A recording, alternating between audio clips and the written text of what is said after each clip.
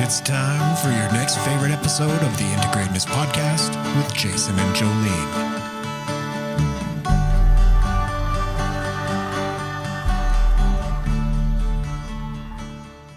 All right, we are back.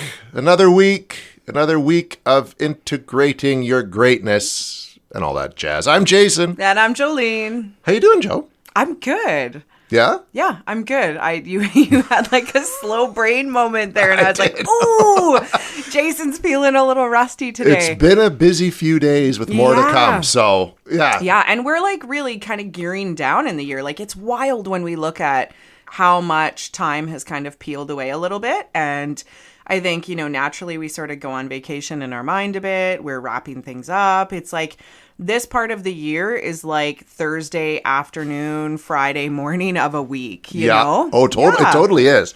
With like, because this is out on the 18th. So next week being like Friday, and then the week after that is Saturday, and then Recovery Day is the beginning of the new year. Yeah, it's so true. It's wild.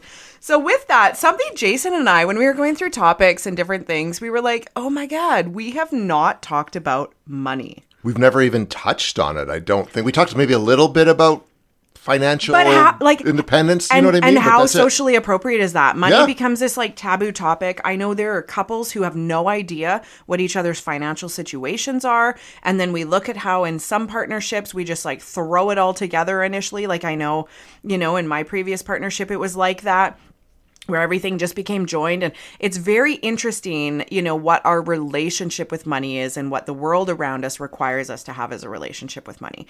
So how does this impact all of us? It significantly impacts our mental health, because at the core of finances in our lives is safety. And when we look at things from a nervous system perspective, from our ability to think clearly, when we feel calm and safe and secure, money is the root of that. If I don't have money to feed my kids, to pay my mortgage, to do the things that I want and need to do for my family, I perpetually walk around in a state of essentially underlying panic and worry, right? Huge. Same. Like I grew up with a mother who grew up during the Depression. And so money was like everything. And her mom, Grandma Newell, previously Grandma Chamberlain, were very tight with them, like super tight, yet they were also all about keeping up with the Joneses, like keeping up appearances. So there's like this weird juxtaposition of like concepts, right? Yeah, I think we have desire, right? When we live in a place of lack and restriction, we have desire. And this is where we want to treat ourselves, or we'll buy frivolous things, or we want sometimes the stuff, right?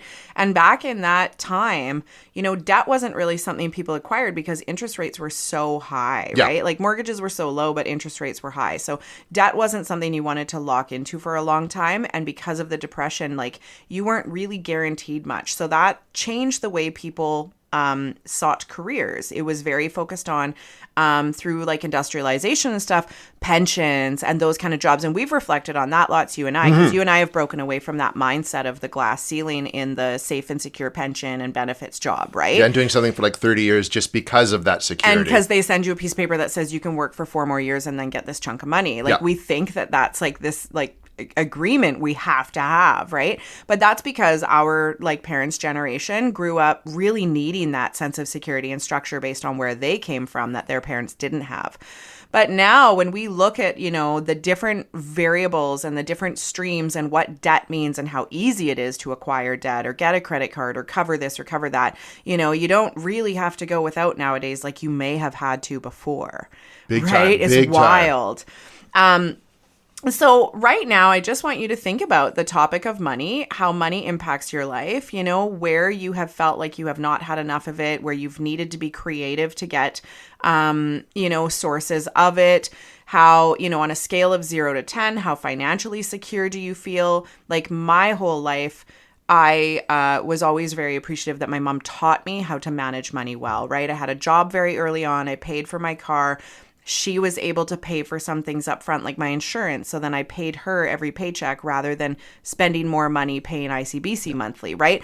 I loved having opportunities like that where I could save myself a few $100s and learn the value of payback and, where she was able to extend some of those things for me.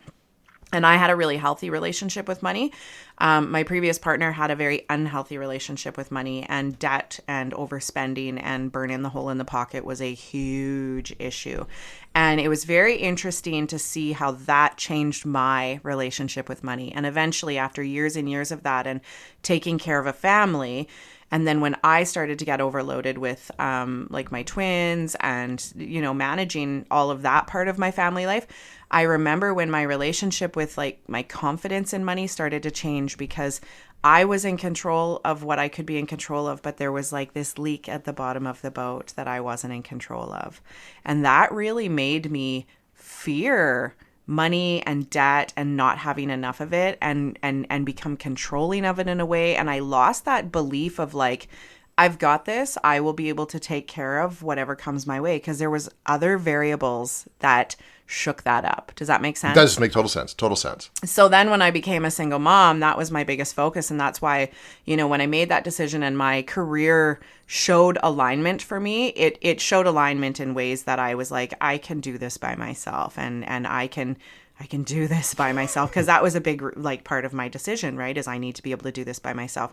But, you know, as a woman, I really want to highlight that in the world we live in right now, I remember I've referenced this before, but I saw this public speaker kind of clip somewhere, and she said like 1% of, what was it? Like 1% of women will actually like exceed $100,000 or something. It's very, very low. It's a very low amount. And the majority of the rest of them, and even then, they live in a place of fear that they won't have enough. And that really hit me, because it is true. You know, at the end of the day, if we were to look around, like I naturally carry an unease around how secure I am for my kids. Yeah. Even though I'm responsible in my career, I'm making good choices, you know. You see every paycheck as it comes in, and where you're sitting, where your balance is at. You know what your expenses are. You know you can do it. You know you can do it. And that's why I've been running this rat race and switching into my own practice again, like, you know, cutting down my overhead, because that's exactly the monthly struggle that I'm in terms of like what's demanded of me and where it comes from. So that is a big piece of, and then like how present I'm able to be as a mom, a friend, a partner, because the minute that financial buzz is rolling in the back of my head, I disconnect from people, because I just get like this really tunnel visioned focus of like, oh no, okay, next month this is coming. I'm already thinking about that for Christmas, taking 2 weeks off, spending money on Christmas presents. And I started to go into this like little hole these last, you know, I do the same thing. Previous weeks. Yeah. Exactly the same thing. Yeah. So tell a bit about your story, Jason, and what the wellness component of money is for you. Oh, it's been, there's no wellness to any of it, right? Like, and because of what I grew up with, even though the family clearly had enough, right? But it was always driven in that there isn't enough, and you should always save, and you don't do anything fun with it, and you don't, because you got to save it, because what are you going to do when you're like 65, 75, right? And then the crux of that, what became very interesting, after my father passed away, Mom inherited everything. She was very focused on making sure all of his investments came in. Like, she got rid of all the houses that he owned and all this stuff, so there's this big chunk of cash. Never mind that had we kept those, there would have been a total income coming in. Right. But anyways, but she always led on that there was never enough, right? Never enough. And that even when Jess and I got married, we should have a prenuptial agreement that, you know what I mean? Like, it was just ridiculous, which really pissed me off. And then when she had her stroke and I became like basically the power of attorney, I saw how much there was, and it was, everything I was told was bullshit. There was more there than anyone could ever spend. Wow. Which was ridiculous. And I got really angry. Because it's like you had that pressure your whole life about there's nothing, there's never enough. And it's taken me years, even though now, like, that's why I can do what I can do. Because I know if she died, we sold the house. There was a place at the shoe shop, we sold that. So no mortgage, which takes care of a boatload of your monthly worries, right? Yep. Can own our vehicles outright. Not payments, anything like that. Makes a huge difference. But there's still in the back of my mind, right, that there's not enough. Yep. Or that you got to be careful because it could all be gone. Even though what I bring in every month, when I compile everything together, is more than enough for Jess and Griffin and I to get by. Totally. So this past weekend, like, we're recording this late November. Like, I went to a literary conference that I was invited to speak at and everything, which was great. And then right after that, I went to Vancouver I do a solo trip every year. Usually I go into the woods, which is economical. You go Yeah. into the woods, Yeah. right? It's economical. But Ryan Holiday, who's the Daily Stoic, was speaking in Vancouver. So there's no way I'm going to miss that. No shit. No way I'm going to miss that. So I flew because it's November and it's shitty on the roads. I got a hotel. And instead of just sitting at the back, I got a VIP ticket where I got to go into a Q&A with him beforehand and all that stuff. So I did all that, that's not cheap. None of this is good cheap. for you, Jay. But I did it. But for me, actually, and it was all great. It was all great. But the icing on the cake is I wandered into a comic book store that I used to go into when I lived in there. And inside was an issue of Godzilla #1 from 1977, which I had when I was a little kid. Yep. And didn't take care of it because I was 5 in 1977. Yep. So it was there for sale for $95 and I bought it. Yay! Which I never would have done that. Like years ago, I never would have. I'd be like, no, it's $95 for an old comic book. But that's like, I'm a huge Godzilla fan. I had that comic as a kid. I'm not going to read it because you don't want to wreck. Like it's going to stay in its little Mylar seal case in a room. But I did it. And that was a battle. Wow. That was a battle to get to the point where I would do that. Because I knew I could afford it. Yeah. That's not even a question. Yeah. And I guess, when money and pleasure come in here, right? Yeah. And this is a part of like restriction. And, when we look at, I always talk about money and love energetically operating on the same frequency. If we were to look at frequencies of energy and in this lifetime here, they're very similar. And when I work with people in my office and in therapy, those are the things we talk about is there's often a parallel between our relationship with money and our relationship with love and, sabotage patterns and receiving patterns and any of those kinds of things. And I remember one of the things that really helped me was Kate Northrup. I've referenced her before in terms of the egg wisdom theory and things like that. But anyway, she has a book called Money, a Love Story. And that one, like money has always been something that I can handle the short, like the smaller stuff, the micro stuff in the accounts, but I don't understand investment stuff. It really overwhelms me. And anything like bigger picture like that with money puts me in like almost like a weird dissociative state, like I totally check out. And, it's funny because that's totally Kevin's jam and that's his realm. And I go like deer in headlights when I want to talk to him about those things and I can't.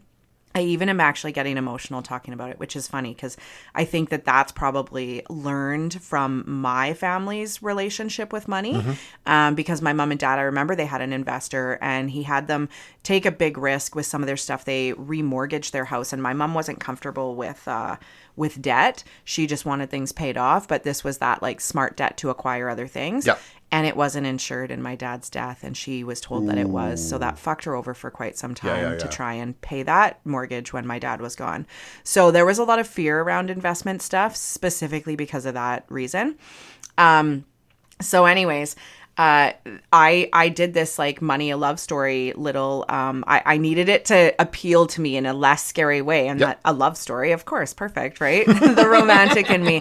But it was really beautiful to go back and look at your stories of money and where fear was and where lack was and where control is and any of those things. And I know that really helped me in forging my business in a certain way and being able to expand outside of what my mom's limitations are with money, because I know there's always kind of that voice of reason that was pecking at me in the background sometimes. And I could see where like her fears, anytime I would suggest something like, a rental suite or things like that, I know like those, her fears would just like project right onto me, right? So it was really cool to go and undo some of that because we've talked a lot about that generational impact of the depression and, all of the different versions of the world we live in and how we need to essentially kind of shift away from that. So that is a really great book that if people are interested, specifically women, honestly, for that one, in healing their relationship. And I also have a really amazing accountant who has, I've actually kind of helped him. I was like, you need to make like a program of this for entrepreneurs because I wanted to make tax time easier for me. I wanted to see what my business was doing during the year, but I wanted to keep it organized. I didn't want to hand it off to a bookkeeper because I still wanted to be in control and see what was coming and going out of and where my expenses were. But I wanted to be able to just like hand everything tidy at tax time and not have to sit there and go through receipts and shit like that. So anyways, he has this amazing spreadsheet Infinity Finance is who he is, guys. His name's Daryl, and he's awesome, and I text him with questions all the time. But anyways, I punch into this spreadsheet every time I bring income in, every time I pay a cell phone bill. I'm in that spreadsheet every day, and it keeps me on top of my money every day. I'm touching it. It's no different than my day timer that has my vision board all over it. I touch it every day, essentially. So I'm constantly interacting and nourishing my accounts, if that makes sense. When we ignore them, it's like our relationships, right? Like if we're not going in and checking the boxes and crossing the T's and whatever, it can get neglected, right? So that keeps me on top of the business part of things, which is essentially like 95% of my finances, really. Like so much of your business and personal roll into each other, right? So that has been so profoundly helpful. And I have referred so many of my colleagues and people newly into an entrepreneurship business and that kind of stuff. I've referred them all to him because I like having my hands on that still. I didn't want to delegate that part out yet. Yeah, which is, I mean, if that's what you need to be comfortable, that's the way to go, right? Like I call him my money guy, Ron Bergson, and he just takes care of all of it. Right? I don't even think about it, and he just checks in. We check in once in a while, and if I have an idea, and we invest in certain things, and just that's just works for me, right? Well, I have investors somewhere else, and this is a guy I trust quite a bit, and actually he's expanded in his business, but always kept me because he knew where I came from, what Chad and I had been through, and has always just kept me, which is really nice. Yeah, that's cool. And they're good to me. But this is just specifically for like accounting and tax purposes sort of thing. But yeah, it's nice when you can hand all of that off, and just don't want to think about it. Honestly, and that's the part that I would love to get to. I just, I did that at a certain point, and like I said, in my previous relationship, there were times where that stuff just, the lack of trust and things not done properly. It's tough. You need to have that trust with someone, right? And it's, and it's hard. Like, because I'm like you, as soon as it comes down to talking like budgets and all that, my brain just checks out. And it's one of those, like, I remember my mom was always like, well, you can get interested in it. And I'm like, actually, you can't. Like, it just, I don't think that way. I don't give a fuck about any of it. You know what I mean? I don't. Like, I think it's actually, like, money and finances is just, it's bullshit to me. It's like, everyone should, it's almost like I'm a big proponent for the universal income. And if you want to make more on top of that, just go do stuff to make more on top of that. I'm a big proponent of that. So I think it would solve a lot of problems in our world, right? So it's good. And Jess is really good with money and stuff like that, which is great. And she kind of understands the balance of it all more. So I leave a lot of that kind of, when it comes to trips and stuff, it's like, that's on her. Yeah, and for me, I don't have a problem with the budget part. I can talk about that micro stuff all the time, right? It's the later on stuff that's not tangible right now because I didn't feel like my present was safe. So it was like, don't even talk about 20 years from now. You're fucking up the right now. And right now is more important than 20 years from now. For me, I've never really needed a budget because I've known what my limits are and I play within it. But somebody fucking didn't, right? And that was the other thing is I thought we'd be all good and then, a vacation fund would be spent on a hidden credit card or something. So it was like, okay, great. Now everyone else suffers because that's brutal. So I have no problem. And it's funny because I have always been grateful that like I really don't have to go to a grocery store and pick and choose which items we can and can't have. I'm strategic about how I shop, but I haven't really had to restrict our family that way, which is I feel very privileged for. And I could probably do much better if I stuck to some kind of budget, but I'm grateful I don't have to. Yeah, right? It's nice to just kind of Whereas it was very weird to have to actually put a budget on someone and be like, but if you don't have that, you can't spend it. Like these are all the other things that impact that, right? You can't go out for dinner if you want to go buy a new pair of pants. You know what I mean? That's just a weird example, but it's true though. It's true, got to come from somewhere. Exactly. And you have to kind of prioritize and triage that in a sense of need and want and, pleasure and necessity and all of those things. And I think we need the balance of both. And that's sort of this like boomerang with money. And a lot of people get avoidant about money. And then a lot of people are really confident with money. And, it can make or break relationships. It can make or break your current state of life. You get into a place of desperation, of chasing it, of, when you have a bad relationship with money, it will show up in many areas of your life. And it can destroy you. I've seen it do that to some people. Just destroy completely. And sometimes you have no idea because here's the thing. People who go into extreme debt and live very luxurious lives. Oh, right? There was an article, I think it was in the Vancouver Sun. It was like two doctors that lived together that couldn't survive on like more than 100,000. They couldn't. They each made more than 100,000 a year, and they're just scraping by. But the journalist went and broke down what house they live in, that they have a nanny and a cleaning person and 2 Audis.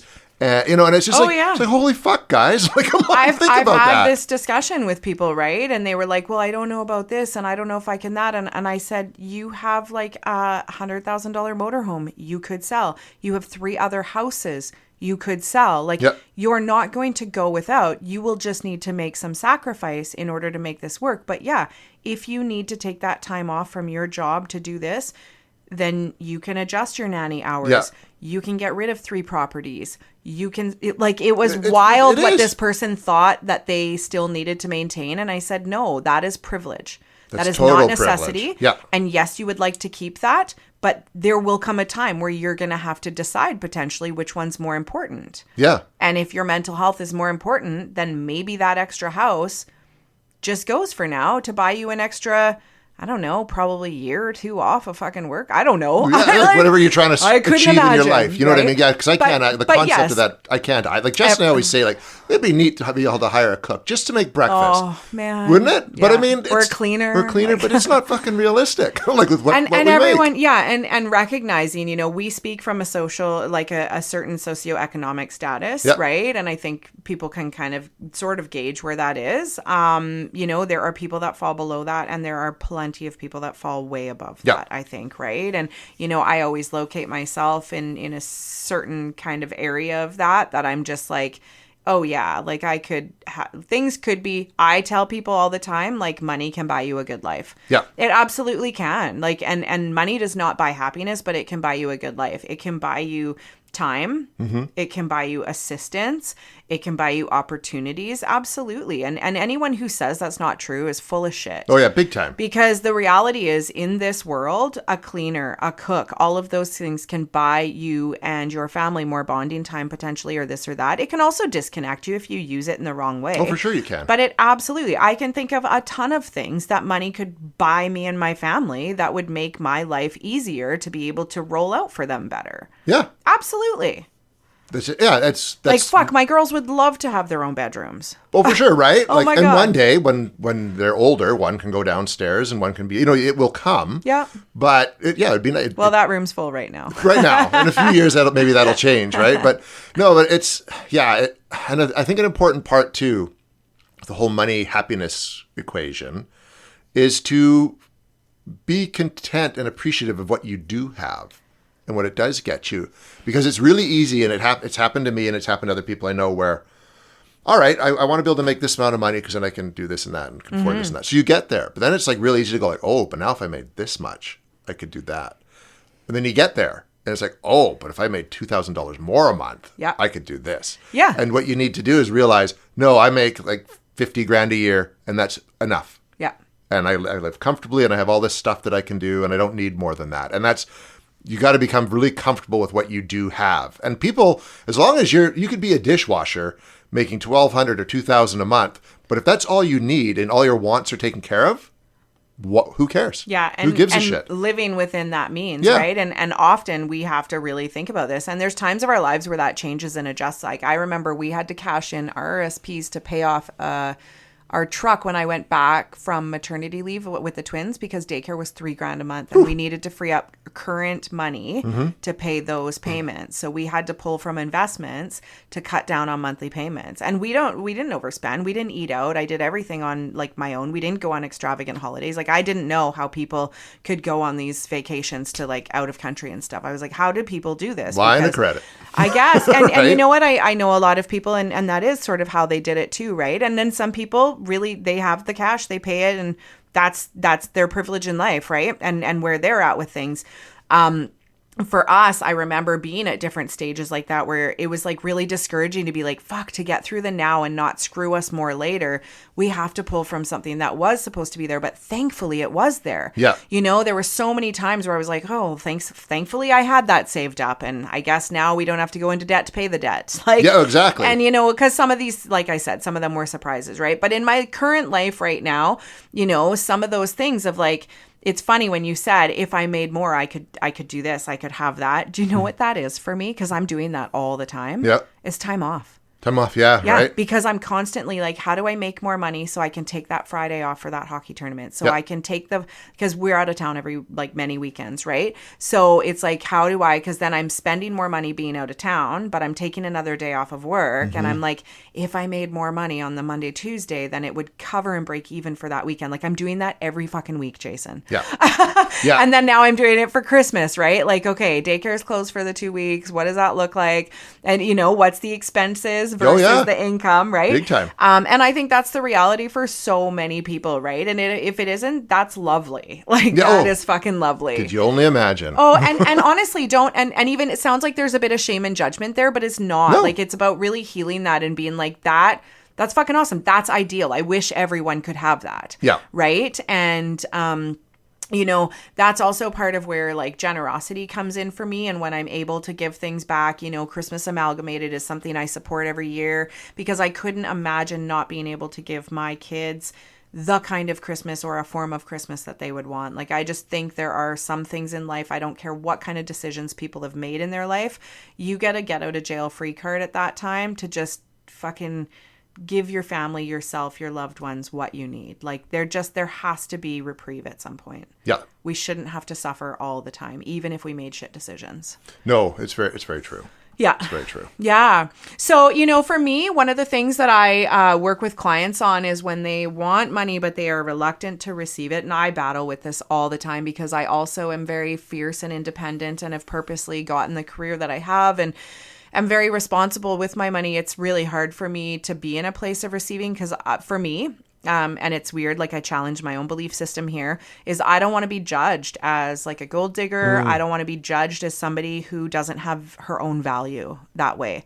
And so that's something that I am often resistant to in some ways. I don't want to be perceived as spoiled or things like that, which is funny because that's an old belief growing up. I remember feeling that way about certain family members that had more than our family. And it was like money and greed were linked. Okay, yeah. Right? Yeah. When really it was like, no, they had good educations, they worked hard, they had government jobs or whatever the things be that, or maybe someone did have an inheritance or maybe somebody ran their own business, which was risky back then, right? Hugely to be a business risky. owner Yeah. back then. So I really started looking at that. And I mean, that's something that's really ingrained in us, even in terms of judging other people, right? Placing ourselves, oh, that must be nice or, any of those kinds of things. So those are the places that often block me from receiving that or like attracting it in a sense, right? I think for women, there's more of a perception of that. You know what I mean? I don't know very many men who won't accept some financial gift. Oh, thanks so much. You know what I mean? Like, I think it's different. You're looked at differently. Yeah. I think. Like, because women, there's been that, and the whole, think that's like a lateral stereotype. discrimination against like women hating on women and really like judging. But I mean, really, when we're trying to be, if we're looking at that masculine feminine dynamic, that is something I want to be able to sink into is like, what are things that could make my life easier so that I can be more present and be more compassionate and be more fluid as a woman, because I know, like, even just with Kevin and I, if I'm stressed about money and tasks, I shut down as like a sensual partner. Like, I'm just not soft. I'm not the same kind of accessibility. I become rigid. My conversation is limited in some ways even. I'm just less accessible, right? Yeah.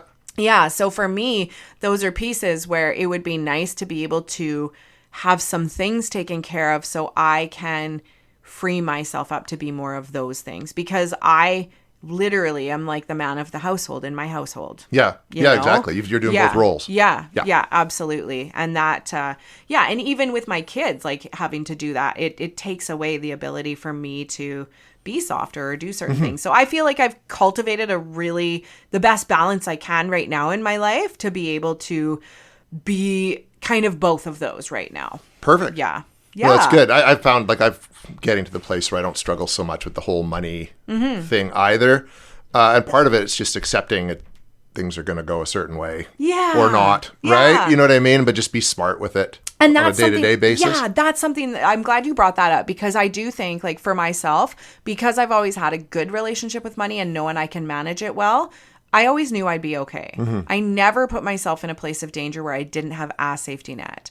The problem previously for me is that my safety net would get used by somebody else. And that was really hard. So I know I'm okay, right? Like it's hard when, now the safety net that I had put for something is like, oh no, I need to use it over here for this. And it's like, well, gratefully it was there, but fuck. Now, Come on, now I gotta build that up again. Christmas or a trip away. It was Christmas. Yeah. So, and then it was also the government wants my prepaid tax money. Yeah, so I'm like, fuck, of course, right? Like forgot about that.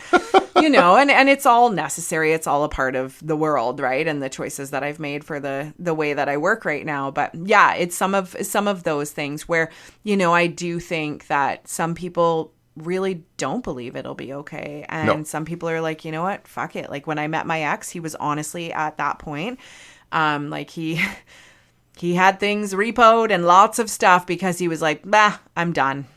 Fuck it. I'm too far down.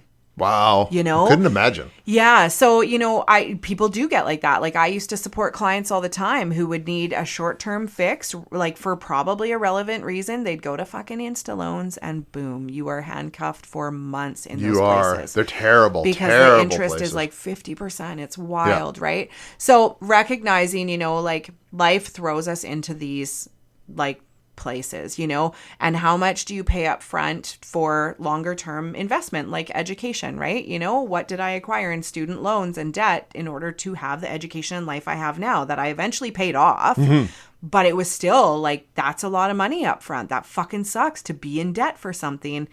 So there's it's a house, right? Oh yeah, and that's one of the most terrible. That is the most terrifying purchase I think I've ever made. Was this house here? Your mortgage, right? A car payment. What are the investments that help you move forward in life, right? And sometimes you weigh the pros and cons of all of that and what's necessary. Do you need the brand new car? Like I always buy used because that's not financial.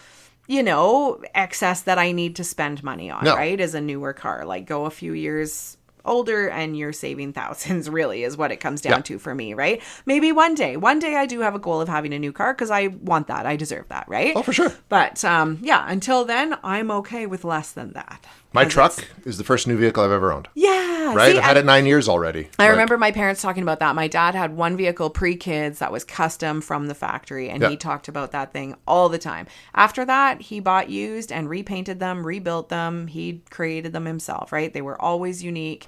But that one straight out of the factory, we always heard about, right? Well, yeah, because to do that, it's a huge expense right out the gate, and you never get it back. Yep. Right? But it's nice to have that one thing, is completely, no surprise, hopefully, knock on wood, is going to come out and bite you in the ass. Yeah. Right? And these are the places where, we are all working hard to be in this lifetime. We're working hard for our futures and for our present. I think current day generations have a bit of a different philosophy. They plan less for the future and more for the now. And we'll see where that rolls out in 40 years, right? Oh, big time. It may look very similar to what the Depression looked like before, right? And nobody has old age security in a sense because some of these people aren't paying into government funding. Not at all. That then will secure them in pension life. So what does that look like 40, 50 years from now? Right? I won't be around to find out, unfortunately. That bums me out. So some of our younger listeners, keep in mind. But yeah, the economy changes how we are able to live and the decisions that we make, right? So, and again, politics and all that stuff. But for today, we really want to stir up and see how you guys feel talking about money. Do you feel confident? Do you feel positive, negative, neutral about it? Where has money kind of like been a bit of a bone in your ass there? Well, I don't know. That's a whole new terminology. Bone in your ass. It's like a pain in the ass, kind of a bone in your thigh. I don't know what I was thinking there, but bone in your ass. Going to bad places, I think. So think about what your response to this conversation is. And it's also a very intimate topic. Not a lot of people want to talk about their money. And then that was a whole other thing in like the dating realm too, is I was like, oh my God, this is like, I remember my mom being, very protective of her assets after my dad died and being really worried that like someone was going to come and take that. So dating was off limits for so long for her, right? And those are also very realistic pieces too in this lifetime. So yeah. There's all sorts of things related to the monies. Yeah. And right now people are in like a weird money crunch because of the Christmas season, and we roll into January looking at money differently. Do people have credit card debt? I don't go into debt for things like that. I don't like to go into debt for vacations because I know mentally I won't like really enjoy myself. I like to have most of it paid up front, or know that there's not something I'm coming back and running backwards with, right? It's already happened. Why should I be paying the cost of it after the fact, right? No, very, very valid point. Yeah, so valid for me, point. that's a pleasure thing. Like I pre-plan so that it doesn't steal from the pleasure and the joy of the moment. So think about some of those things. Not everybody has that. And some people are like, yeah, it's okay. It's fine. It'll get paid off like in a couple weeks, no big deal, or a couple months, and it rolls into the next thing. Just notice what your flow is with that. Notice what your maybe financial goals for next year are. If you've never really substantially thought about this and you want to dive into it, next year is a perfect time to kind of start. Come up with a 12-year plan. Come up with, what do I want to make each month and what would I want to save for? Find one thing, two things that you want to save for and start there, right? Kids do this all the time. What are you saving up for? Yeah, Yep. big time. Yep. I have lots of different accounts that I'm always shuffling money in between. There's lots of different strategies. Some people go for the jar strategy with cash, right? Yeah, just put it away like $1 a month or whatever. Yep. That'd be pretty, you wouldn't get much in a year, but whatever. But yeah. And then something else Kevin had told me is like money doubles every 7 or 10 years or something like that. So that's also like for the long-term investors. Those are things like $10 a month, $100 a month. What does that turn into later on, So remembering some of those things. But we will probably try our best to keep an eye out and share maybe some financial resources. I'd love to have Kevin on our That'd show be a good idea. At some point. He has this, he's a big money mind, and the way his brain thinks is very genius, but he also sort of has a little side project he's working on that is investment related. So he may want to speak to us about that. And it's kind of like investing for dummies. It's a way to get assistance to understand and things like that. So I don't want to say too much, but I think that maybe in the new year, and even him being an accountant, maybe some tips around tax time or something. That'd be really good. Yeah. I think we should do that. Sweet. And next week, we're coming a day early because it's the holiday season. You're not going to play us on Christmas Day, are you? No, we're not. But we're going to have our annual Drunken Christmas episode drop Christmas Eve morning with the return of Shaniqua. I got your ass. Yeah. Did she have your ass this year? I guess we'll find out. We'll find out. Yeah. Next week. All so right. until then, I'm Jason. I'm Jolene. Ho, ho, ho. Stay rich.